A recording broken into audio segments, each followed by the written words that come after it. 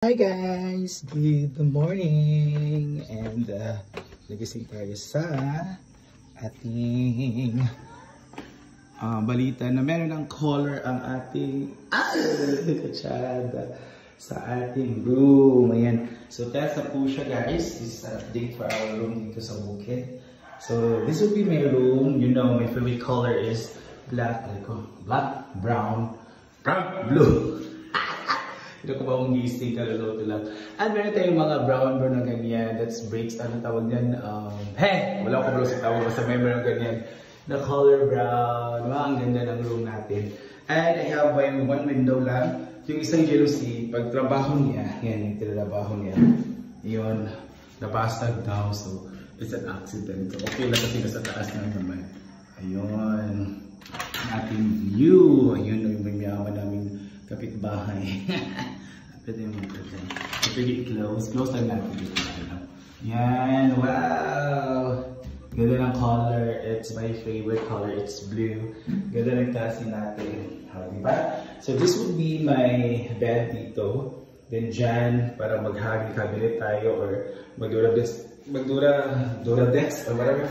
Yung urukan ba? Yung urukan na plastic natin ng mga cabinet. Diyan. Kasi marami akong outfit, alam niyo naman, so yung mga outfit ni Ma'am Gigi na binigay sa atin for hosting, pwede natin magkuha ng cabinet para i-hang or i-fold lang natin para ma-arrange siya dyan, or dyan, ano to, basta plano niya is dito daw sa door para, ano daw, para, pero mas maganda naman dito, no, plain lang, no, tapos urukan lang, no, para hindi maangkuhan ba ang view dito sa taas, so ang ganda na kasi ng view ng taas. And yan ang ating ceiling, ang ganda ng ceiling natin, it's color white.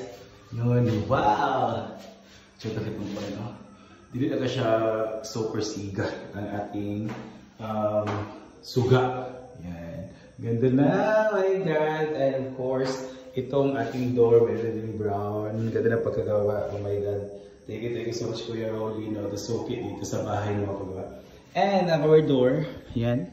It's color brown also.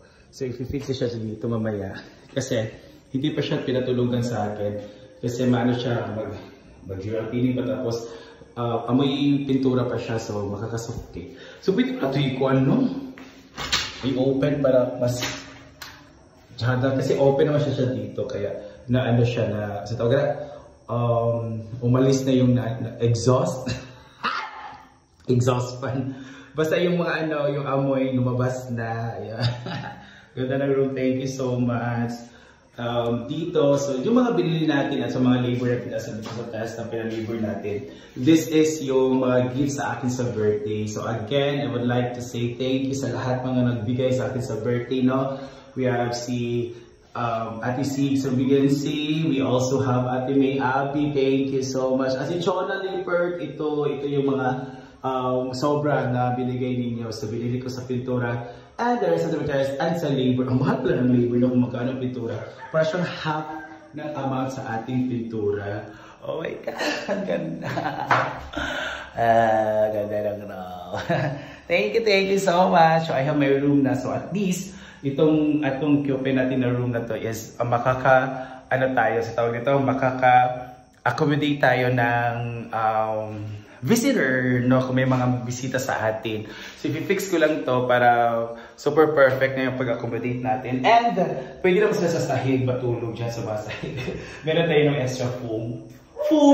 Foam, di ba? I'm excited. Thank you so much.